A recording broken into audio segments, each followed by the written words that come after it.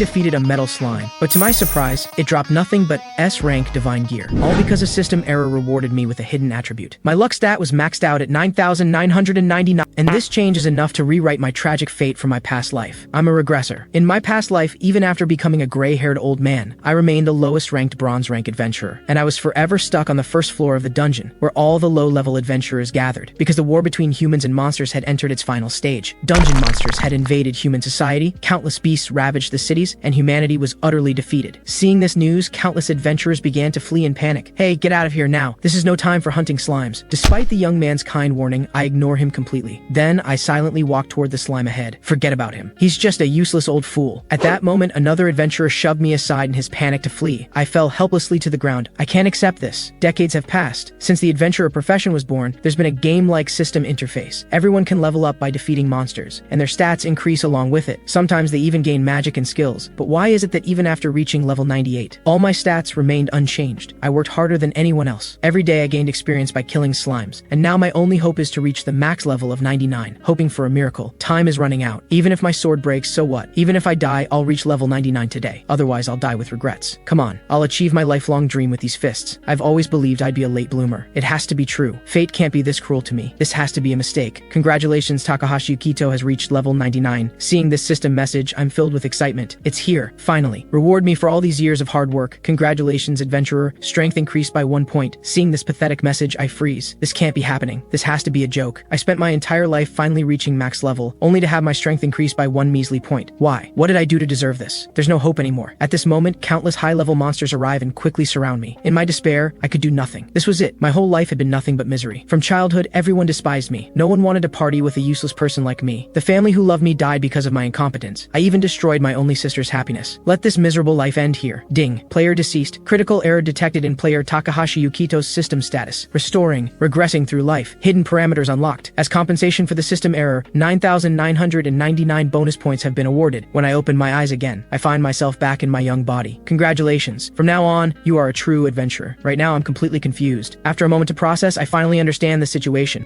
I've regressed and returned to the day I became an adventurer. But what's going on? The status screen looks different from before. What's this scroll button in the corner? When I scroll down, I'm shocked to find a new stat has appeared. Luck stat 9,999. Max level. In my past life, a luck stat was always hidden. Could it be that after 70 years of nothing but bad luck, fate is finally evening the score? Anyway, time to hit the dungeon and kill some slimes to see what's up. I reach the first floor of the Tokyo dungeon, vanishing footprints. Seeing those slimy slimes on the grass fills me with an odd sense of warmth. In my past life, I killed them every single day. Looking back, I actually miss it. At that moment, a black shadow flashes behind me. When I turn to look, I'm shocked to find it's a metal slime, a super rare monster I only encountered once in my past life, but it escaped from me back then. Defeating it grants massive experience in one go, but they're notorious for fleeing. The moment it senses danger, it'll run. I need to approach quietly from behind, but at this critical moment, an arrow suddenly strikes near my feet. It's an archer not far away who also spotted the prey, and his aim is terrible. You idiot, now we're screwed. The metal slime gets startled and charges straight at me. How lucky. Not only did it not flee, it actually targeted me. This works perfectly. Come on, my favorite little guy. My sword immediately pierces the metal slime's head. The next moment, its core cracks. With one slash, the silver core shatters completely. 4 levels at once? No wonder they say metal slimes give insane experience. Unfortunately, my sword broke in one hit. I need to buy a new weapon soon. At that moment, a golden light shines behind me. An S-rank rare sword dropped. Is this the effect of max luck stat? Metal slime greatsword. Trait, extreme attack power. High damage but 30% miss rate.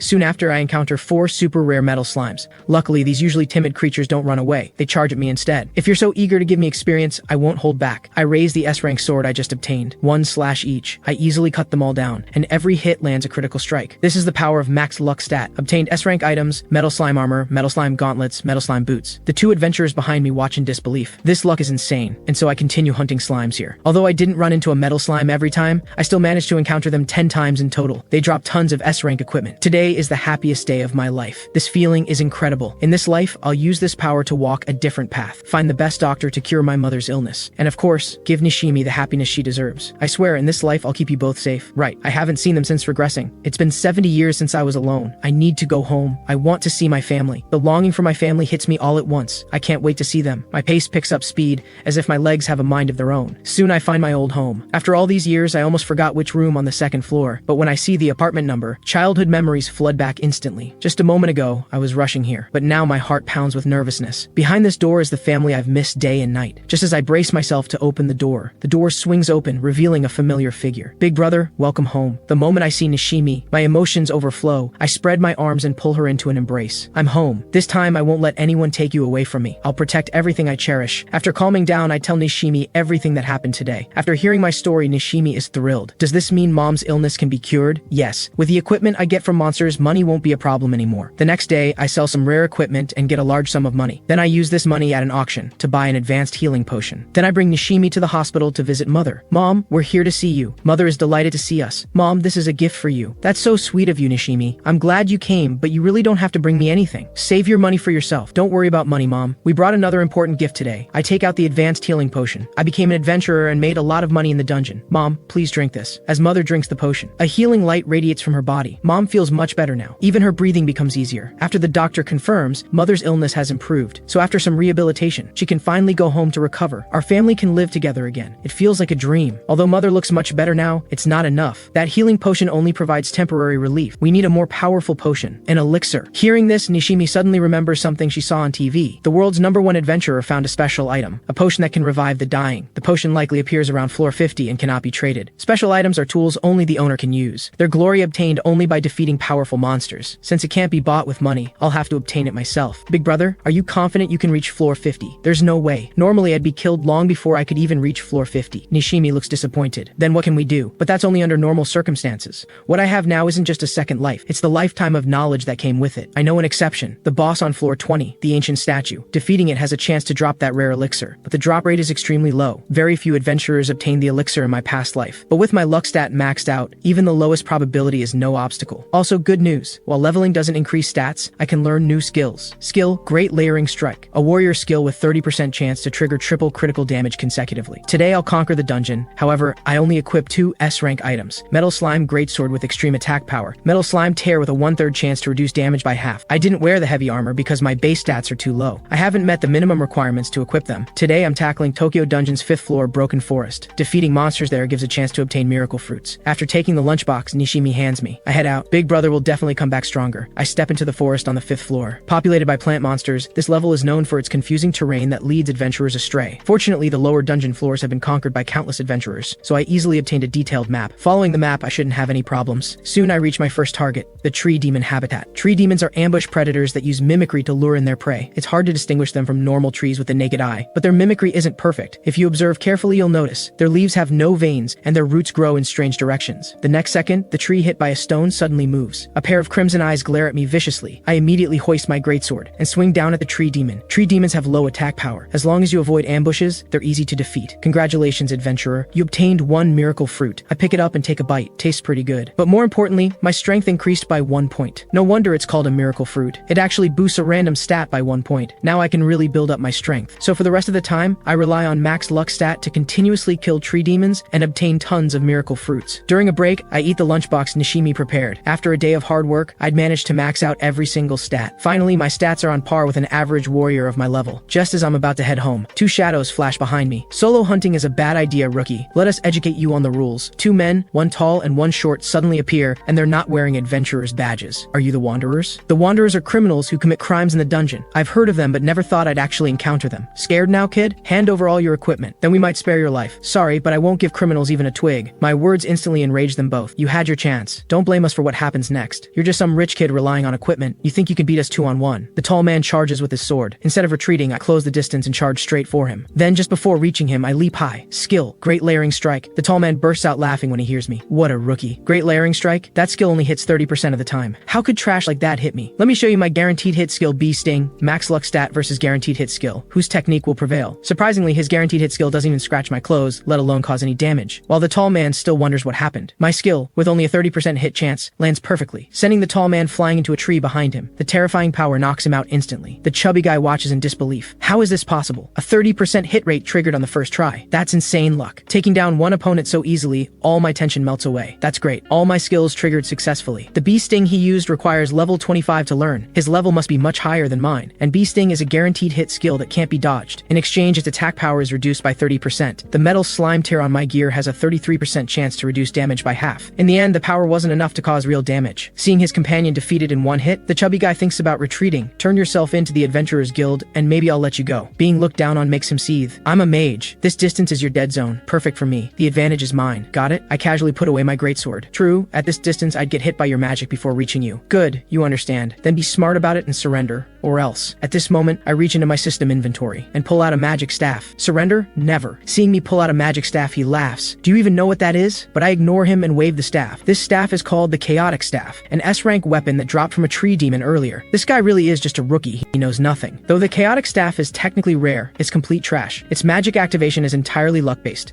extremely unreliable, about 40% fail rate, 30% basic magic, 20% buff effects, and only 9% intermediate magic, let alone the 1% chance for advanced magic. But now that I've activated the Chaotic Staff, its magic is cycling through spells at random. Then you've asked for it, and just so you know, I'm casting intermediate level magic here. Even if you got ridiculously lucky with the 9% intermediate magic, my magical equipment boosts my spells. As a mage, there's no way I can lose. Your lucky streak ends here, rookie. Then he casts intermediate fireball. A massive flame shoots toward me, but I'm not worried. My magic is ready too. Various elemental energies swirl around the Chaotic Staff. The final selection is also fire magic. The next second, a massive flaming boulder appears above my head. Is this my magic? Go, flaming boulder. As my hand drops, the terrifying flaming boulder launches at him. The intermediate fireball before the massive flames is instantly swallowed. The chubby guy is terrified. Impossible. The 1% chance for advanced magic. I'm finished. His eyes trace the fireball as it streaks toward him. He is rooted, helpless. This can't be real. No one has this kind of luck. It's impossible. A terrible scream pierces the sky. The entire forest is consumed by raging flames. After the smoke clears, only a scorched crater remains, with the pathetic chubby guy at its center. The overloaded casting broke the Chaotic Staff, but I don't care. I casually toss it on the ground like garbage. Sorry, but luck is on my side. After defeating 2 wanderers with max luck stat, I decide to hand them over to the police so they won't harm other adventurers. I find some vines and tie them up. Then I drag them toward the surface. Like a traditional RPG, unconscious players follow automatically, so it takes 0 effort. As soon as I reach the surface, I call the police. They're taken away right then and there. They probably won't see the light of day again. Then I head to the Adventurers Guild Hall. The receptionist already heard the news. Congratulations! Due to your excellent performance, you've been promoted to Silver Rank Adventurer. She takes out a silver badge. I'm taken aback. Becoming a Silver Rank Adventurer isn't easy. Normally it takes over 3 years, and you must complete numerous assigned tasks and contribute to the guild. Rest assured, the decision came from the higher authorities. The 2 wanderers you captured are actually Akamaru gang members. The Akamaru gang is a notorious criminal group, so you earned massive contribution points. By the way, you're really impressive. You were just a bronze rank adventurer but defeated 2 thugs with silver rank strength. Those 2 were pretty weak though, probably just got lucky. I pick up the silver badge. You're being modest. As a silver rank adventurer, you can now explore higher floors. There are floor restrictions for adventurers. Bronze rank can only go to floor 10, silver rank can reach floor 30, and gold rank has no restrictions. Now I can finally head to floor 20. That's exactly where I need to go. Hearing my plan, the receptionist offers a word of caution. The 20th floor is no joke. We strongly advise against attempting it solo. I appreciate the warning, and I have my reasons for going. Rest assured, I'm not going there to die. I turn and leave. This is much earlier than I expected, thanks to those 2 wanderers. At that moment, an elderly man with white hair calls out to me. Are you the adventurer who took down those 2 criminals? With his cane, he gestures toward the wanted posters on the wall, 2 of which depict the very men I just captured. On hearing my confirmation, the old man seizes my hands in his, and his whole body trembles with emotion. Thank you so much. Those monsters killed my son, and you finally brought them to justice. Whatever your reasons for capturing them, I'm deeply grateful. Now I can finally tell my son this good news at his grave. He turns and walks out of the guild hall. In my past life, no stranger ever thanked me. This feeling is actually nice. I almost forgot. If history repeats itself like in my past life, the world is headed for destruction. Though I'd like to save this world, how could I possibly do it alone? Stop overthinking. Right now, the most important thing is to completely cure Mother's illness. I'll worry about world destruction later. Meanwhile, in a dark room somewhere, dim candlelight illuminates cold weapons on a stone table. Damn bastard. How did things turn out like this? A man vents his rage. Yamada and Hashimoto were both arrested. What about the tribute money for the bosses? It's all your fault for ruining my plans. Takahashi Yukito, you better watch your back. I'll never let you go. I won't give you the slightest chance to resist. Since you beat 2 opponents, you must be strong. Of course, there are many ways to deal with someone. Being targeted by me is just bad luck for you. To get stronger, I head to the dungeon's 15th floor, solitary death peaks. The paths here are complex, surrounded by rugged rocks. The terrain makes teamwork difficult. I checked the guides before coming here. The complex terrain offers perfect concealment, which is why it's become a haven for criminals. That's exactly what I'm counting on. This place is perfect for solo adventurers like me. To challenge floor 20, I must get stronger. While leveling doesn't increase base stats, I can learn higher level skills. I originally planned to gain experience quickly by killing metal slimes, but I must have hunted too many because I haven't seen a single one since. I guess even a maxed out luck stat has its limits. Anyway, now I can only level quickly by killing high level monsters. As I continue defeating various monsters here, I not only gain massive experience, but also lucky drops of several S-rank items. At some point, a man appears in a corner I didn't notice, holding a metal slime greatsword with no other armor. No mistake, that's him.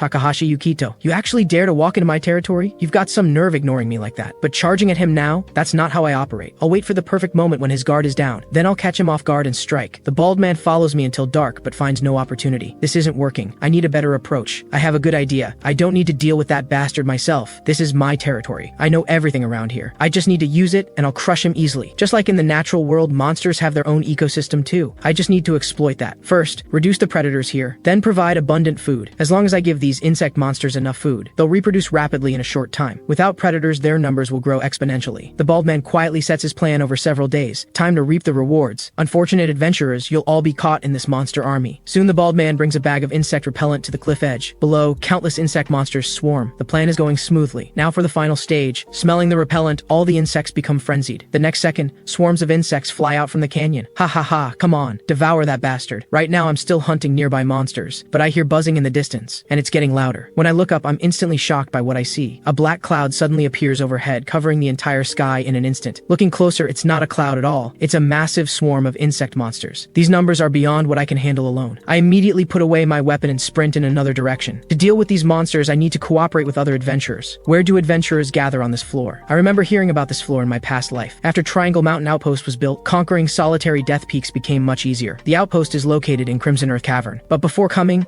I checked the map. There was no marking for Triangle Mountain Outpost. Whatever, I'll head there first. Soon I reach the Red Earth Mountain area. I don't see any cavern, let alone other adventurers. What's going on? Did I take the wrong path? But now isn't the time to think about this. Without hesitation, I jump down. Underground, my eyes are immediately drawn to an odd section of the stone wall ahead. The color of this patch is distinctly different from its surroundings. The cave has to be behind it. I immediately shout inside, "Is anyone there? I'm here seeking help." But no matter how much I call out, there's no response. Watching the monster swarm closing in, I raise my greatsword and frantically strike at the stone ahead. Soon enough, I shatter the rocks in front of me, but the scene inside the cave leaves me stunned. What on earth is going on here? Dozens of adventurers are tightly bound on the ground, stripped completely of their equipment. The bound adventurers plead with their eyes for me to free them. I raise my sword. A flash of light from the blade cuts through the air. It cuts through all the ropes binding them. As the ropes loosen, overwhelming joy floods the adventurers' faces. I ask, "So what's going on here? Can someone fill me in?" It's the Wanderers. They ambushed us while we were hunting. They probably didn't kill us because they planned to sell us. So this is actually a Wanderer's criminal hideout. It only becomes an adventurer outpost later. In the original timeline, the guild discovers this place soon and rescues these adventurers. Only then would they turn it into an adventurer outpost. But now I've beaten them to it. In my past life, I wasn't interested in this news, so I didn't know much about it. Back then, I spent a full 70 years on the first floor, all hunting slimes. Thinking about this, I can't help but feel exasperated with my former self. Though this differs from my original plan, I have no choice but to fight alongside these people. With that thought, I shout to them, "Excuse me, everyone, please listen." Pointing at the sky outside the cave, I say, "A massive swarm of death locusts is closing in. We must unite and face them together." The area outside the cave is already filled with countless death locusts. Each one is in a frenzied state, ready to attack at any moment. Everyone finds the scene before them unbelievable. How can this be? There can't be this many locusts here. What are we going to do? Are we really all going to die here? I immediately step forward. As you can all see, we don't have much time. If you want to survive, please unite and help me. With everyone's strength, we can definitely overcome this crisis. However, some people step forward from the crowd. You think we can do it with just us? We'd be better off scattering and running. Maybe some of us would survive. More importantly, the Wanderers took all our equipment and weapons. There's no way we can beat that locust army outside. No need to worry about equipment. With that, I open my system inventory. As I swipe my finger across the item screen, massive amounts of high-grade equipment materialize before me out of thin air. I've got plenty of equipment. Help yourselves. Everyone is dumbstruck, gaping at the pile of top-tier equipment before them. Am I seeing things? The blonde man examines them closely and realizes these are all drops from this floor, and every single piece is rare grade. Who is this guy? I've never seen him on the adventurer rankings. Soon everyone picks out equipment to their satisfaction. Unbelievable. I never thought I'd have such a lucky day. This equipment is amazing. A female mage asks me, "Can we really use these freely, or do we have to give something in return?" Of course you can use them freely. I can even give them all to you. But there's one simple condition. In the upcoming battle, you follow my commands. That's it? Of course, no problem. You not only saved us, but also gave us such great equipment. You're our leader now. Alright, how do we handle those bugs outside? Never expecting such cooperation. I'm completely unnerved by this sudden show of trust. In my past life, I saw too many selfish, petty people. But now, here with them, I feel more fortunate than ever before. Thank you all so much. Alright, here's the plan. Our biggest problem is we're severely outnumbered. But the good news is, this narrow entrance works in our favor. Only a limited number of enemies enemies can enter at once. We'll use this advantage to quickly eliminate the death locusts that fly in, taking them down one by one. After hearing this plan, no one has any objections. I then draw the greatsword from my back and say, "Everyone, prepare for battle. The cave defense plan officially begins. Come in and meet your doom, you bugs." According to the plan, whenever locusts fly in from the entrance, we immediately eliminate them all. Thanks to our coordination, the warriors are up front, blocking the monsters' advance, while archers and mages behind provide ranged attacks. With our perfect coordination, the locust army slowly diminishes. However, what we don't know is that outside, massive numbers of locusts are flying toward the mountain peak. If anyone were there, they'd discover the locusts have actually enveloped the entire mountain, with debris occasionally falling. This is because they're digging. Inside the cave, though there are many locusts, with everyone's teamwork, we can barely manage. Then, without warning, the ceiling gives way and debris rains down. Seeing this, I immediately shout, "Everyone, don't panic. Hold formation and slowly retreat." However, as the ceiling cracks widen, countless locusts burst through in the next second. The two adventurers closest to them turn and run in terror, with so many locusts suddenly flooding the cave. Our previous plan is no longer viable. We're even surrounded by locusts. Damn it, I didn't expect this. The unstable cave threatens to collapse at any moment, and there are far more locusts than we can possibly fight. I barely got this second life. Is it going to end so soon? At this moment, I spot explosives left behind in the mine. These were prepared by the wanderers to expand their hideout. Obtained crude explosives. Maybe I can try using these. I immediately shout to everyone behind me, "Everyone, pick up all the scattered explosives around us." So everyone splits into two teams. The smaller team starts collecting nearby explosives, while our strongest fighters fend off the locusts. We hold out like this for several more hours. The locusts have already devoured a third of the cave, and worse, there's a steep cliff behind us. We're now backed into a corner. Everyone's stamina is nearly depleted. If I don't think of something, we won't last much longer. I glance at the cliff behind us. Finally, I make my decision. "Everyone, listen. Give me all the explosives you have." Without hesitation, everyone tosses their explosives to me. I reach out and catch the explosives. My inventory now holds a massive amount of explosives. I immediately take them out and scatter them along the cliff edge. Meanwhile, due to the locusts gnawing, the cave is about to completely collapse. I immediately order everyone, "Run. Leave the rest to me." The others waste no time and quickly run toward the cave exit. Some ask me, "Are you crazy? Why aren't you running? You want to die with these beasts?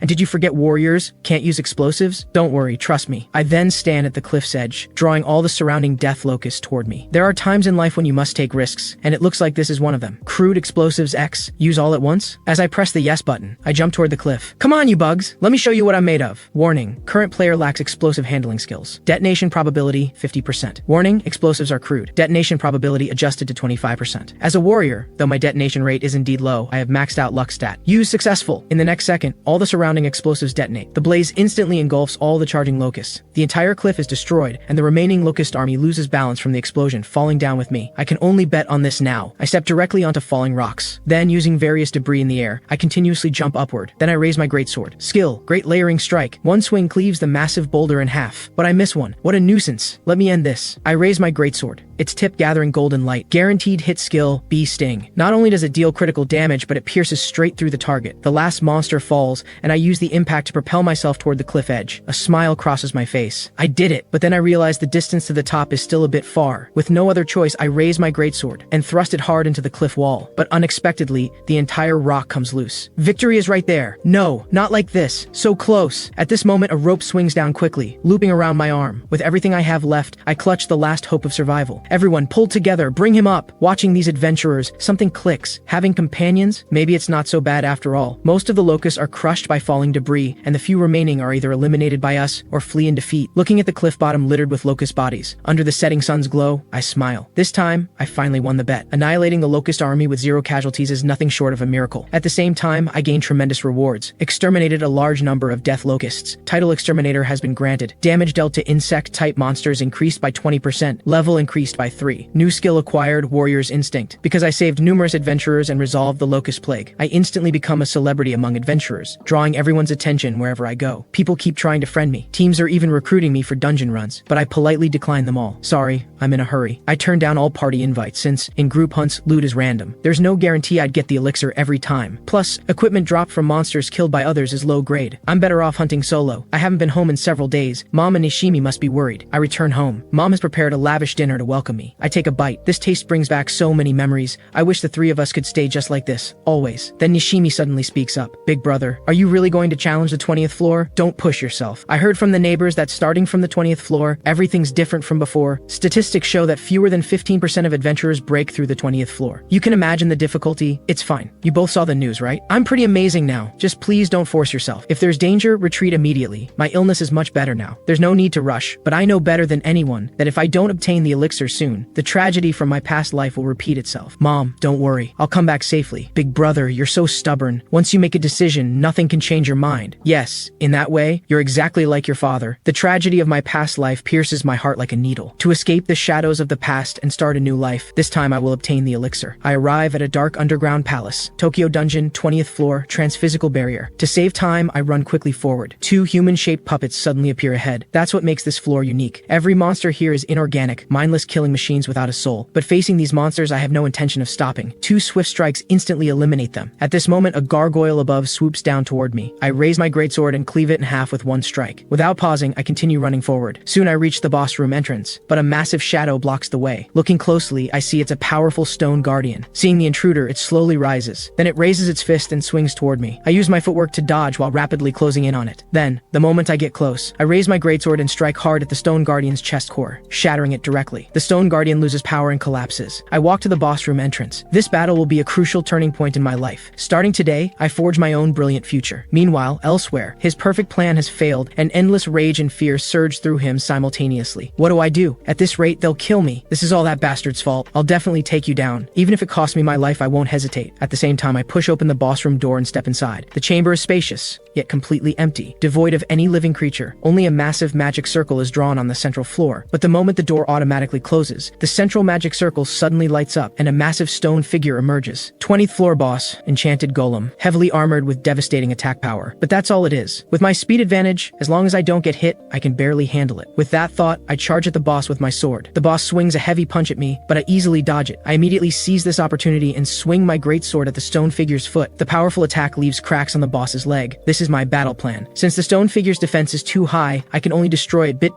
by attacking specific points. Destroying the core is just a matter of time. But then, the unexpected happens. While I'm locked in combat with the boss, a familiar figure slips quietly through the door. Takahashi Yukito, here I come. With his entry, the central magic circle lights up again. Another enchanted golem is summoned. I stare in shock at the newly appeared boss before me. What's going on? Normally, two bosses can't appear in one room, unless there's an intruder. But when I turn to look at the door, I don't notice anything unusual. The door remains tightly closed. This confuses me even more. Normally, during a boss battle, if another team or individual suddenly intrudes, a dual boss's anomaly occurs. But even newbies wouldn't make such a basic mistake, let alone on the 20th floor. While I'm still thinking about what's happening, a dagger flies rapidly toward me. I instantly sense the danger behind me. I raise my greatsword, turn, and swing. With a clang, the dagger is knocked away. Where did that dagger come from? So the dual bosses wasn't an accident? Damn it, this guy's reaction is so fast. That's right. At this moment, the bald man is quietly hiding behind a stone pillar, trying to ambush me when I'm not paying attention. Though you got lucky and dodged it, my massive advantage this time hasn't changed. In my view, this guy is a fool. I did my research before coming here. The Adventurer Forum records that the recommended party size for the 20th floor boss is 4 or more people, yet you dared to come alone. This gave me my chance. I don't need to worry about being attacked by the boss. That's because I'm a rogue many levels higher than that guy. I just need to use my stealth skill to erase my presence and remain undetected. The next second, the bald man rushes quickly toward the red boss. Skill, cat's walk. While Takahashi Yukito fights the green boss, the bald man strikes the red boss's back. Then he activates his skill again. Shadow walk. He instantly appears in the corner shadows. The red boss is now enraged. With nowhere to vent, it directs its fury at me and has somehow appeared behind me. Just to be safe, I even brought my treasured invisibility cloak. It greatly reduces the chance of being detected. This way, even if this guy senses my presence, he can't possibly find me. Now it's 3 against 1. Let's see how you win. With that thought, he takes out a vial of poison and coats his dagger with it. Then he throws it in my direction. Just wait as you walk step by step toward hell. A blade of light grazes my cheek. Ding. Poison check failed. Seeing his deadly poison has no effect, the bald man is shocked. Does this guy also have poison-resistant equipment? Don't think it ends here. That's just the beginning. He then scatters a handful of caltrops in my direction. Next are these spiked balls. The moment they touch an object, they instantly shoot out numerous spikes. And then there's this. The bald man sets up wire all around the room. The wire crackles with electric current. Finally, this poison gas I specially prepared for you. As the poison gas is released, the bald man throws the gas canister toward the room center. Now with so many traps, your movements will be greatly restricted, and you'll eventually be killed by these two bosses. All I need to do now is hide on the ceiling and watch the show. However, what he doesn't know is that even though I'm fighting the boss, I've already spotted the bald man. Are you done with your tricks? How is this possible? You can actually see me? Don't keep silent. At least say something. You're not some stalker with a crush on me, are you? I say, throwing a dagger at him. After confirming I can see him, the bald man stops being silent and immediately asks, how exactly did you discover me? Sorry, I just happened to learn a new skill. Warrior's Instinct. You've heard of it, right? It's quite a famous skill. How is that possible? For high-level rogues, the success rate of such a low-level skill is extremely low.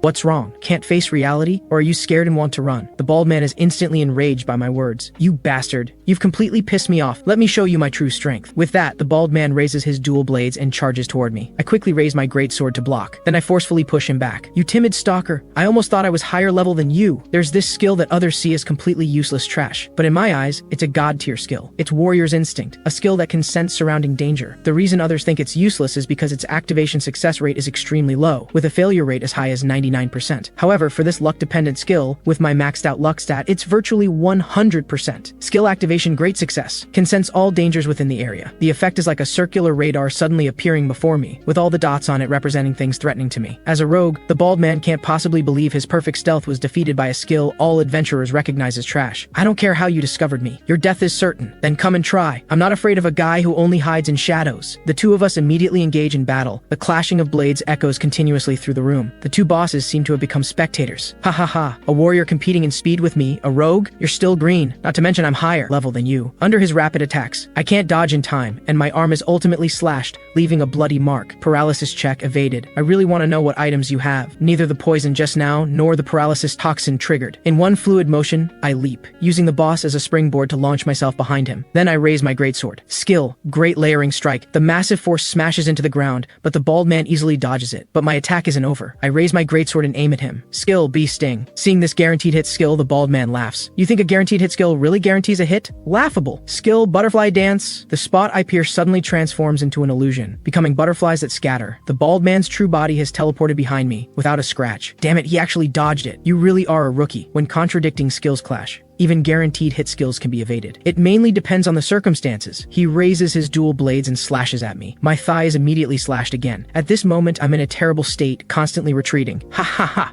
I'm a rogue who specializes in hunting newbie warriors. At this point, the bosses can't take it anymore, being completely treated as air by these two. Do they even know where they are? The next second, a death ray fires toward us. Without even looking back, I crouch and dodge it. The bald man dodges even more easily, not even slowing down. He continues launching fierce attacks at me. No matter how the bosses attack, the bald man ignores them, his eyes showing only the determination to kill me. These big guys with only fixed patterns can be easily dodged without looking. You must have bought intel on the guild forum too, right? At this moment, I'm in a critical crisis, only able to defend passively. The two bosses have become mere spectators, seeming to complain, I've been completely humiliated as a boss today. Fine, do as you please. Due to the bald man's relentless pressure, I'm backed into a corner and accidentally step on his trap. You're about done for, aren't you? The moment you stepped in here alone, your death was sealed. Skill, Scorpion's death strike. Two black blade lights shoot toward me. The terrifying power is too much even for my greatsword to block. I'm sent flying heavily backward. The next second, I crash into the wall behind me. My greatsword falls to the ground. At this moment, I'm filled with despair. Seeing his chance, the bald man rushes to finish me. Let me give you the final blow. Now you die. Just as his dual blades are about to strike me, I reveal a triumphant smile. You fool, I was tricking you. The next second, the bald man is enveloped by a gravity sphere, unable to escape no matter how he struggles. Damn it, a gravity trap? When did you set this? The moment I saw the second boss appear, I sensed something was wrong. The guides we look up are usually for normal circumstances, but I didn't expect there'd be an idiot intruding into a boss battle. After the dual bosses event occurs, the entire room structure undergoes subtle changes. You didn't think an intruder just meant one extra boss, did you? It's the overall difficulty rising by a level. As a rogue, you didn't even notice such an obvious trap. Hearing my taunt, the bald man instantly rages. You bastard warrior. But at this moment, the two bosses are already walking toward him, seeming to say, now you can't escape. The next second, a massive fist slams toward the bald man. The terrifying force smashes him directly into the wall behind him. He then collapses to the ground, his consciousness slipping away. But even so, the other boss's rage isn't vented. It grabs the bald man and lifts him overhead. Then it slams him heavily into the ground. The bald man is covered in blood and loses consciousness. This time, thanks to warrior's instinct, I discovered the newly appeared gravity trap. Don't worry, after I deal with these two bosses, I'll take you out and hand you over to the Adventurers Guild for the bounty. But unexpectedly, just as I'm preparing to face the two bosses, the bald man actually stands up again and slowly says, you've got to be kidding. I'd rather go to hell than be arrested. After speaking, he lets out an eerie laugh. He then takes out massive amounts of explosives from his system inventory. He straps them all to his body. These explosives aren't like those crude ones. We're going to burn together. I'm shocked by his actions. Are you insane? If you detonate these, you'll die. But now,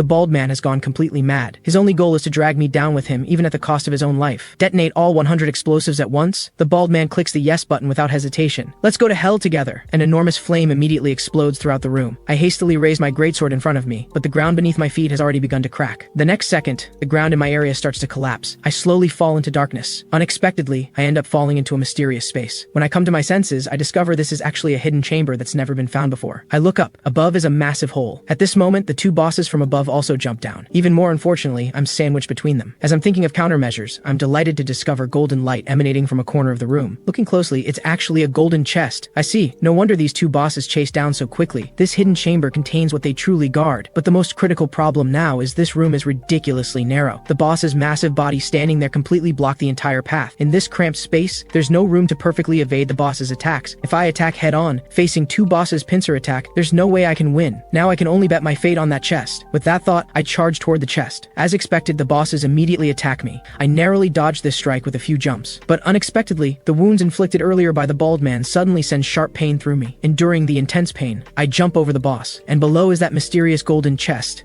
At this moment, the boss suddenly turns and fires a death ray straight at me. The massive force hits me directly in the back. Not only that, the boss follows up with a heavy punch. Under this combo, I'm instantly sent flying, and my greatsword is knocked from my hands. I collapse painfully against the wall, blood pouring from my mouth. Just as I'm relieved I didn't take a fatal blow, the boss lifts its massive foot and stomps down toward me. Seeing this, I desperately try to dodge to the side. However, my injuries are too severe. I can't avoid it at all. My feet are now mangled and completely numb, yet the will to survive keeps me going. I can't give up, no matter how much it hurts. What choice do I have? I drag my legs across the ground, crawling painfully. Just a little more. At this moment, the boss's massive foot comes down again. The next second, a blood-curdling scream tears from my throat. But compared to 70 years of despair in my past life, this is nothing. Given a second chance at life, how can I fall again? I need to prove to everyone that I can become stronger. Mother and Nishimi are waiting for me at home. With my last bit of willpower, I reach the mysterious treasure chest. The next second, a golden bracelet floats out of it. Hope flashes before my eyes. Just as both bosses are about to attack me again, I immediately grab the golden bracelet and slip it onto my arm. With this, I'll turn the tide. Teleportation bracelet, an ultra-rare magical item that can teleport to any location. Perfect for my current situation. Behind me, the boss is already closed in. I immediately activate the teleportation bracelet's ability. Warning, this item is a magical artifact unsuitable for warrior class activation. Success rate reduced by 50%. Warning, adventurer's magic power insufficient for item activation. Success rate reduced by 35%. Final success rate 15%. Analyzing, but the green boss's massive foot is already coming down. I quickly extend my right hand, using the energy wave generated by the bracelet's activation, to flip the green boss onto the ground. At the same time, the bracelet's ability activates successfully. Teleportation successful. The next second, I appear above the red boss's head. I raise my greatsword high and bring it down toward the red boss's core. This time, even if it costs me my life, I'll bring back the elixir. But at this moment, the red boss's eyes emit a blinding light. A death ray fires instantly at me. Fortunately, I dodge in time and end up behind it. The death ray leaves a deep gouge in the wall ahead. These stone monsters are incredibly tough. Despite taking damage from that explosion, I still can't break through their defenses. If one hit won't work, I'll just attack multiple times.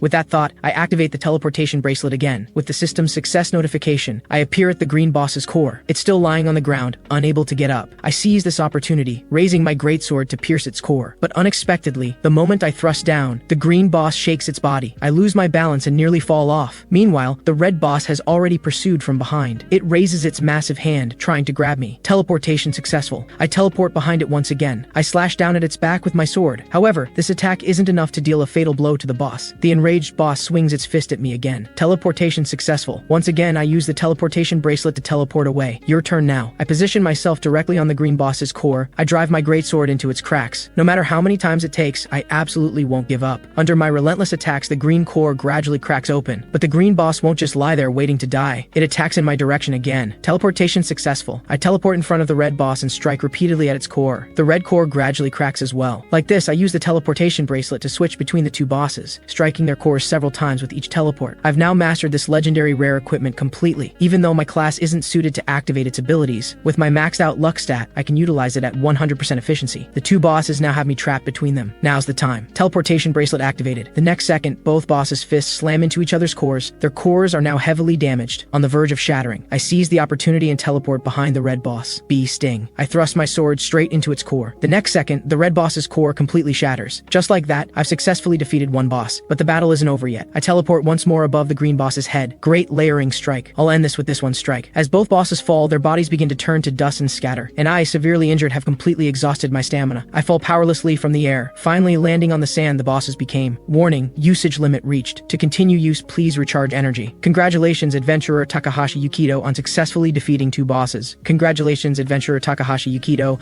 on obtaining two legendary elixirs. Seeing this long-desired item, I finally smile. It was all worth it. I immediately open one one bottle. Without hesitation, I drink it down. As I swallow, my body feels like a calm lake disturbed by a single drop of water. The next second, a massive green light envelops my entire body. My crippled feet heal rapidly right before my eyes. The wounds on my body instantly recover. Thank goodness. I've survived. My body feels reborn. This elixir will definitely cure mother's illness. Special conditions met. Granting Takahashi Yukito special titles. Survivor Endurance plus 10. Solo Double Giant Killing Strength plus 20. Enforcer of Justice Dexterity plus 10. Looking at the huge hole in the ceiling, I can't help but marvel. Falling from that height and I'm fine. Better get back up quickly. The next second, my figure becomes a blur, moving rapidly across the stone wall. I easily return to the boss room. When I look around, I expect to see the bald man's corpse. Unexpectedly, only a blood-stained invisibility cloak remains. I wonder if I can claim the bounty with this. Whatever, I'll take it for now. With that thought, I head toward the exit. Just like that, I've successfully cleared the 20th floor. After returning to the surface, I report the bald man's situation to the guild. However, when I pull out the blood-stained cloak, the receptionist turns and runs in fright. This isn't something I can handle. I must report this to my superiors. This incident causes quite a stir, to the point where reporters are looking to interview me. But I don't have time for stuff like this right now. Sorry, I've really got to go. We can talk about this some other time. With that, I turn and leave the guild building. I know mother's illness won't relapse this quickly, but even 1 second earlier is better. Look, isn't that Takahashi Yukito from the news? It seems I've set a new speed record for conquering the 20th floor, and it's making headlines across all the major outlets. But none of that matters to me. Anxious, I quickly run to my front door. The moment I push open the door, I find Mother and Nishimi already waiting at the entrance. Welcome home. Seeing my two beloved family members, I hold up the elixir and smile. I did it. Next, we take Mother back to the hospital. The test results are in. From what we can see, your mother's illness is completely cured. That elixir's effects are truly remarkable. Hearing this exciting news, we're overjoyed. Mom, this is wonderful. We don't have to worry about you suddenly collapsing anymore. Our family can stay together forever. It's all thanks to Yukito. I know you've put in so much effort. Mother's sudden, gentle comfort reminds me of the endless despair from my past life. The two emotions collide violently, turning into hot tears that pour out. Mom, I'm the one who should be thanking you. Thank you for raising us all this time. As these words finally leave my mouth, the regrets I couldn't express in my past life and the guilt buried in my heart all fall with my tears. In this life, I no longer have to be trapped in the past, clinging to despair. Yukito, really. Look where we are right now. Your eyes are all red, and the doctor's still here. But at this moment, the entire room is shrouded in darkness. Time seems to freeze. A figure suddenly appears outside the window. As the window opens, a foot steps inside. The man mutters to himself, "What a beautiful, happy family. Too bad they'll soon become unfortunate. Why do I have to do this kind of thing?" Saying this, the man walks up to Nishimi. "A will is unnecessary. As for cause of death, let's go with cardiac arrest." With that, the man raises his fist toward Nishimi. At this critical moment, I break through the barrier's restraints and raise my greatsword to block the strike. "You bastard, what are you trying to do to my sister?" Seeing this, the man is utterly shocked. "How strange. Why can you move? Answer my question first. Who are you, and why are you attacking my sister?" "Wait, your face? Now I remember. You're the hero." The so-called hero is, in fact, the strongest and top-ranked adventurer, known as humanity's savior. "Hello, let me introduce myself. My name is Oyama Uchu Seigi. I'm a hero by class." "So, hero, why are you attacking my sister?" "I've already answered one of your questions. Now it's my turn to ask, why can you move within this void barrier?" You see, only those who've experienced soul death can move within the barrier. In that case, there's only one logical conclusion. You're also a regressor. So this is your second run too. That's right. Since you're also a regressor, this makes things easier. What I need to do now is completely eliminate all factors that contribute to world destruction. "You mean Nishimi? How could my sister possibly be related to world destruction? She's just one of the factors. In the future, she has a severe negative impact on her husband." Hearing this, I suddenly recall who Nishimi married in my past life. Since you're her brother, you must know too. In the past life, he and Nishimi ultimately couldn't escape a broken marriage. That broken relationship dragged his emotions into endless darkness. And that's what led to world destruction. So, to keep the world from being doomed, I'm going to eliminate your sister before they ever meet. Can you accept that outcome? You've got to be kidding. Everything changed the moment we returned. This life is totally different now. Take my mother, for example. She was hospitalized long-term due to illness, but now she's completely recovered. This means Nishimi won't have to work at nightclubs for medical bills, and of course, she won't meet that man because of it, so there's absolutely no need to kill Nishimi. Please, I'm begging you, spare my sister. Perhaps you're right, but compared to your baseless speculation, eliminating her right now is clearly more secure and reliable. If you want her, you'll have to go through me first. This is troubling. I'd really rather not kill you, you know? I just want to save this world and minimize the sacrifices as much as possible. I'd rather protect my family than save the world. At this moment, the hero suddenly comes up with an idea. "As long as you fight me right now and prove the possibility you speak of, I'll agree to spare your sister." How does that sound? "Why must we fight? I just want to know if you're someone special." Looking at the hero's arrogant demeanor, although I'm extremely irritated, I can only reluctantly agree to this duel. Hearing my agreement, the hero suddenly laughs happily. "By the way, I've hit level 50, with all my stats at 3000. Seeing these astonishing numbers, I'm stunned. How did this guy achieve that? Nothing to be surprised about. This world is like that. Without power, you can't protect anyone, not even your most important person. As a fellow returner, you should know this firsthand," he adds, turning toward the window, then draws his sword and points it at me. "Come on, have you decided? Your sister or a fight to the death with me?" Right now, I'm torn inside, not knowing what to do. If I use the teleportation bracelet to escape with my family, that means means I'll have to constantly guard them. I can run for now, but not forever. I take a deep breath and say with determination, let's fight. Hearing my response, the hero looks satisfied. Confidence is good, but I'd advise you not to fantasize about beating me. Time is short. You should know my void barrier has a time limit, 10 minutes left. As long as you survive until the countdown ends, I'll choose to believe you once. I point at the hospital room. Are we dueling right here? Of course not. As a hero, how could I intentionally damage a hospital? Come fight me outside. With that, he jumps down from the building. I turn back to look at Nishimi. Nishimi, I'll definitely protect you. Then I grab my metal slime greatsword and jump down. The hero already has his sword drawn, ready for action. Can my luck stat truly turn the tide? Well then, let's begin. The moment the hero finishes speaking, he summons 5 different elemental magic circles behind him. The next second, various elemental magic attacks fire in my direction. Coming out swinging like that? Don't you think it's a bit much? And silent casting too. You're really trying to kill me here. I complain while dodging the attacks. Don't rush. This is just the beginning. He then summons 2 light clones. All 3 heroes charge toward me. Seeing this, I'm utterly shocked. This is insane! How am I supposed to survive this? I complain while opening my system inventory. Summon 2 proxy puppets. I command the proxy puppets to block the clones while I face the real hero in the center. However, my meager strength is immediately deflected. The proxy puppets are easily destroyed by the clones. If all you do is defend, you'll never win. But the next second, a melody plays. I pull out the chaotic staff I used before. A massive flaming boulder is summoned. Try this move. I wave my hand. The flaming boulder crashes down toward the hero. I don't think this will defeat the hero, but it should at least cause some damage. However, a voice emerges from the dust. I see. Is this the reward you received for returning? My reward is the void barrier I'm currently using, and I'm guessing your reward is luck. No wonder they call you the hero. That powerful attack only destroyed your clone, and you figured out my secret from just that one move? You're wrong. I deduced it from your recent activities combined with your attack just now. In your eyes, am I pathetic for relying on nothing but luck? Not at all. I believe luck is actually a form of strength, but relying solely on luck can't solve everything. Saying this, the hero summons even more types of magic circles. To you right now, I'm an insurmountable mountain. Each elemental magic summons a spirit. I know I can't obtain everything through luck stat alone. There's only one chance to defeat the hero. When I saw his status window earlier, I noticed only his luck stat was abnormally low, or basically non-existent. To protect my family, I'll do whatever it takes, even if it means becoming the enemy of the entire world. If I let the tragedy of my past life repeat itself, what's the point of living again? The hero attacks me again, and this assault is even fiercer than before. Even the fire and water spirits charge at me. Now I can only take advantage of his bad luck. With that thought, I pull out the teleportation bracelet from my inventory. Just as all the attacks are about to hit me, the teleportation bracelet successfully activates. The next second, I vanish from where I stood. At this moment, the entire city is frozen due to the hero's void barrier. I teleport onto the street, but in the blink of an eye, the hero pursues with his spirits. I didn't expect you to have the teleportation bracelet, but personally, I prefer flight magic. I jump from the car roof into the crowd. Sorry, but let's fight here. If you want to test me, I also want to find out if you're truly a qualified adventurer. If you're the hero, you wouldn't drag innocent people into this, right? I see. So that's why you lured me here. I am indeed a hero, and my duty is to protect everyone in this world. I would never intentionally harm them for personal reasons. Though in this crowded space, I truly can't use large-scale magic. He snaps his fingers. The 2 spirits behind him disappear. Then he stores his sword in his inventory. But don't think this limits me. Let me show you the power of my other magic. He immediately summons dozens of golden flying swords from behind. Seeing this, I store my greatsword at once. Then I open my system inventory and pull out the silver slime great shield. With this, blocking these flying swords shouldn't be a problem. The hero waves his hand in the air. All the flying swords launch toward me. I quickly flee from where I was standing. However, the flying swords move as if they have their own consciousness, precisely avoiding the crowd below while relentlessly tracking me. Seeing this, I immediately run toward a nearby alley. But at this moment, one of the flying swords has already reached me. I frantically raise my shield. With a loud clang, the flying sword is deflected off course. The massive force leaves a deep crack in the wall. Immediately after, with a booming explosion, the out-of-control flying sword pierces through a metal pipe nearby. The hero slowly descends. You know, in the final days of the past life, monsters disguised as humans grew in number. The Wanderers, who once only dared hide in the shadows, even made cities their strongholds. With a gesture, he summons earth magic, and countless spikes erupt from the ground. I immediately turn and run. In my past life, I didn't care about these things. I was mostly in the dungeon killing slimes. I only treated the surface as a place to resupply food, so I'm not clear about what happened to humanity in the end. The hero catches up and says, "That's truly regrettable. As fellow regressors, I was hoping we could share our experiences from the past life." He raises his fist and charges at me. I quickly dive under a car. We have nothing to talk about. In my past life, I was just scraping by at the very bottom. Is that so? Then you'd better enjoy this vast sky. The hero kicks downward. A massive shockwave blasts down at me. I frantically raise my shield to block it, but the terrifying force still sends me flying. I struggle to my feet. Unfortunately, I'm the type who prefers living in small places, so you're that type of person. I truly feel sorry for you. Even if you say that, my personality won't change. I grab a nearby skateboard and quickly escape. Watching me flee, the hero says helplessly, "Even at this point, you still choose to run? I'm about done playing around. I said you need to prove your worth, not play a game of cat and mouse here." The hero draws a pentagram pattern in front of him. The next second, countless rays of light block my escape route. I quickly abandon the skateboard and jump backward, but the hero has already caught up from behind. "If this is all you've got? Then let's end this farce. At this moment, I see a utility pole standing nearby. An idea suddenly strikes me, since that's how it is. You asked for it. I charge toward the utility pole, then kick it hard. The pole snaps instantly. Are you ready? My counterattack begins now. The utility pole slowly topples toward the hero. If the hero dodges, the civilians behind him will be crushed by the falling pole. Left with no choice, the hero abandons dodging and catches the falling pole with his body. That's our hero. You absolutely won't abandon innocent civilians.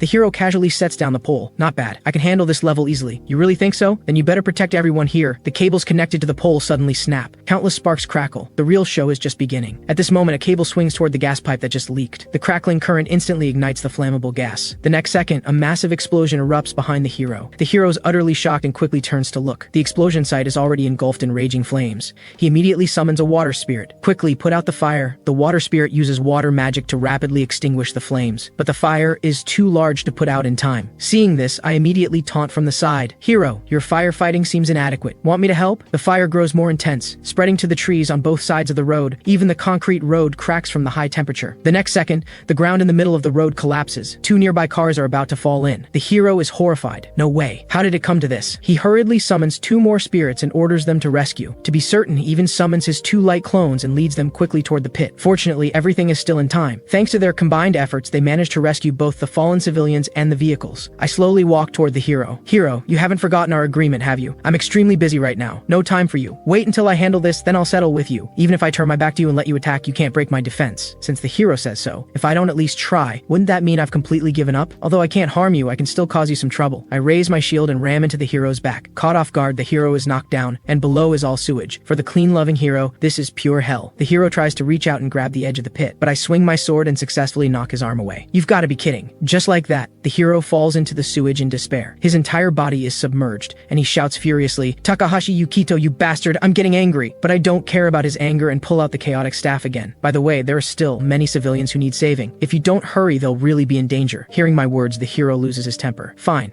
I surrender. You win. Happy now? Just like that, I win this duel in an extremely disgraceful manner. My luck is indeed bad. Terrible things often happen around me. You only kicked down one utility pole, yet it caused such a catastrophic chain reaction. If I didn't have so many abilities at my disposal, this situation would have spiraled out of control. By the way, do you remember that major accident in the past life? Of course. That's my most tragic memory from my past life. I still can't forget that explosion. It took away my last remaining family. After that, my life was filled with darkness. Compared to that, have I now proven the possibility you spoke of? Of course. Your actions surprise me. I'm very curious how your future will turn out, but I still need to observe you for a while longer. The void barrier's time is almost up. Once I finish the cleanup here, I'll come find you again. Curseborn disaster. As for the curseborn disaster at the hospital, I'll leave it to you. Should be no problem, right? Huh? What curseborn disaster? Right now, I'm completely clueless about what the hero is talking about. What, seriously? You don't know about the tragedy that happened at the hospital in the past life? That was all over the news. As a regressor, how could you not know? Don't joke with me like this. And at this moment, I remain completely clueless. I genuinely don't know. The hero falls silent. That was a major incident. Every news outlet covered it at the time. There was an explosion and the road collapsed. You still don't remember? I feel incredibly embarrassed. The truth is, in my past life, I spent most of my time in the dungeon. Back then, I hunted slimes for 70 years and didn't care about anything else. Hearing this, the hero sighs in exasperation. Sounds like you completely wasted your previous life. Then you definitely don't have a strategy to stop the curseborn disaster either. That's right. I'm sorry, but I have no idea what you're talking about, let alone any strategy. Anyway, I don't have time to explain everything. The void barrier is about to disappear. You should go check out the morgue in the hospital basement first. That way you'll get a general idea of what's happening. Once I finish what I'm doing, I'll get there as soon as possible. I'm warning you, if you don't do anything, there will be casualties. Just as I'm about to ask what that means, the hero has already sped away. Whatever. I should head back to the hospital first. With that thought, I activate the teleportation bracelet. The next second, I'm teleported away, and at the same time, the void barrier completely dissipates. People on the street return to normal, completely unaware of the battle that just took place around them. Back at the hospital, the doctor tells Mom that regular checkups from now on will be sufficient. Right now, my mind is racing, and I don't have time to explain much to my family. Besides, I don't even know what's going to happen. This hospital is dangerous now. I need to get Mom and Nishimi out of here quickly. Just then, Nishimi's stomach rumbles. Ha ha ha, I'm actually kind of hungry. Let's grab something to eat on the way home. I seize the moment. To celebrate Mom's recovery, let me cook dinner tonight. Hearing this, both Mom and Nishimi look surprised. Are you sure you can handle it? Don't underestimate me. You two head home first, I'll go pick up ingredients. With that, I send Mom and Nishimi home while staying behind at the hospital. Next, I need to check out the morgue, but ordinary people aren't allowed in there. To make my next move easier, I head to the men's restroom. I put on the invisibility cloak that the bald man dropped earlier. As long as I wear it, most monsters won't detect me. I walk out of the restroom confidently. To passers-by, the restroom door suddenly opens by itself. leaving one person convinced he'd seen a ghost. Using the invisibility cloak, I quietly slip into the elevator. Soon, I arrive at the hospital's basement level. Under normal circumstances, no one comes down here. That's why it's eerily quiet. Just to be safe, I immediately activate Warrior's Instinct. According to the radar, it shows there's currently no danger. I then search around for the location of the morgue. Soon, I spot the words morgue at one location. Finally found it. The curse-born disaster the hero mentioned is inside. I cautiously walk in and find 2 neat rows of beds arranged in the empty room, and on each bed lies a corpse. From what I can see, there's nothing unusual. Could the problem be in the inner room? With that thought, I walk toward the door on the opposite side. Just as I reach the door, I get the feeling something behind me is watching. But when I turn around, I don't see anything unusual. However, the moment I put away the invisibility cloak, 2 neat rows of red dots suddenly appear on the radar, perfectly matching the positions of all the beds. The next second, the beds start creaking ominously. The corpses that were motionless suddenly begin moving in an eerie way. They're also making low guttural growls. Soon, all the corpses stagger toward me like zombies, closing in. I see. This is the curse-born disaster the hero was talking about. Could these be undead? Undead monsters only appeared in the deepest parts of the dungeon. At that moment, a long-haired zombie locks onto me. It then lunges at me quickly. I immediately raise my greatsword. With one swing, I take it down. These zombies don't carry a virus. The reason they became this way is because they died from a curse cast by spirit-type monsters. If they aren't buried quickly enough, after some time they turn into zombies. And this curse is also contagious among corpses. In my past life, I heard soul pacification could handle this, but right now I have no way to perform it. The only good news is this curse can't spread through the air to the living, only through bites. To block them, I used bedboards to barricade the path. However, one clearly isn't enough. I need to move a few more bedboards over, so while killing zombies, I arrange the bedboards in a row. Soon, using 3 bedboards, I completely block the path. Through the gaps, I can see that some zombies were high-level adventurers when alive. If you hadn't become zombies, I definitely wouldn't be your match. Saying that, I thrust my sword through. At that moment, the doorknob behind me suddenly starts shaking. Looks like there are more zombies behind the door. The next second, the door bursts open, and 2 zombies rush out from the inner room. One female zombie falls to the ground, while the male zombie lunges at me. Seeing this, I quickly turn and take it down with one strike. I then raise my greatsword, ready to strike the other female zombie on the ground, just as I'm about to attack. To my shock, the radar registers her as neutral and presents no danger. That means this person on the ground isn't a monster. The woman is terrified, mumbling words I can't catch. Without paying close attention, I'd really think she is a zombie. However, what's worse is that this woman has multiple wounds. She's clearly been bitten by zombies. Fortunately, she was just bitten and can still be cured, but I don't have the ingredients for the antidote right now. The bedboard barricade won't hold much longer. Should I save this woman first or prioritize killing these zombies? What a mess. In the end, I open my system inventory. I then put the teleportation bracelet on my arm. The teleportation bracelet activates. Making the antidote requires an alchemy tool, then holy water from a world tree leaf, and finally, the blood of the person taking the medicine. Soon, I gather everything and return to the morgue. I bend down and carefully extract a drop of blood from her fingertip. Now all the materials are gathered. Next, I follow the instructions step by step to prepare it. This is my first time crafting a potion. Please, let this work. Beginning to craft evil purging elixir. Warning, player is not an alchemist class. Success rate reduced by 25%. Warning, player lacks advanced alchemy synthesis skill. Success rate reduced by 70%. Warning, insufficient magic power. Upon success, there's a 1% chance of producing excellent quality, 2% chance of normal quality, and 97% chance of inferior quality. Successfully crafted excellent quality evil purging elixir. Ma'am, hang in there. I've finished making the antidote. Drink it quickly. As the potion is consumed, a healing light suddenly radiates from her body. She quickly returns to normal. As expected from an excellent quality elixir, the effects are astounding. I help her sit in a corner. I then pick up the metal slime greatsword and prepare to deal with those zombies again. To my shock, the zombies' once deafening uproar has fallen into an eerie silence. What's going on? Where did those zombies go? When I look through the gaps, the scene before me fills me with horror. The zombies have merged together, their forms twisting grotesquely. They form into one massive monster. With a thunderous roar, the bedboards in front of me are blasted apart by the terrifying sonic blast. Whoa, whoa, whoa! This fusion monster seems way beyond what I can handle. If it comes down to it, I'll have to use teleportation to escape. I didn't expect to encounter curse evolution. That damn hero actually sent me against such a tough enemy. Next time I see him, he's going to pay for this. With that thought, I charge forward, sword raised. The monster extends 2 tentacles. They whip toward me quickly. I quickly duck to dodge the attack. Then with one strike, I slice off its head. A zombie's biggest weakness is the head. Problem is, this thing has way too many heads. At that moment, the monster's tentacles strike again. I quickly sidestep to dodge. Then I slice off another head with one strike. Just like that, while cutting down the attacking tentacles, I also slice off its heads. Before long, I've severed most of its heads. Just when I think I'm about to win, the main head I just cut off is rapidly regenerating. In mere moments, it's fully restored. No way. How am I supposed to fight this? The monster swings its tentacles again, but this time the target isn't me. It's the 2 corpses I killed earlier behind me. The monster slowly wraps around the corpses and lifts them into the air. Then it opens its gaping maw and swallows them in one gulp. Moments later, the heads I just cut off have grown back. They've all regenerated. This big guy is seriously a pain. You're zombies now, so stay dead and rot like you're supposed to. Anyway, to defeat this monster, I need to cut off all its heads faster than it can regenerate them. But most of my current skills are one-on-one. I don't have any area of effect damage skills. I could use the chaotic staff to cast magic, but I can't use wide area magic here. If the power is too great, it'll it'll just destroy the entire hospital. Do I really have to wait for the hero? That'd be admitting defeat to him. But at that moment, I'm horrified to see the remaining zombies shambling toward the fusion monster. They slowly merge into the giant zombie's body. Several more heads then sprout from the monster's body. It even grows new arms. Watching this thing grow larger by the second, I know I can't wait any longer. I need to eliminate it quickly. If it keeps growing, the doctors and patients upstairs will be in danger. The monster launches its attack first. Its massive size combined with its relentless attacks have left the entire morgue in ruins. I need to defeat it quickly. If it keeps getting stronger, I'll have no chance of winning. Easier said than done. I have no idea how to win this. What I need is a skill or item that can take out all the heads at once without leveling the hospital.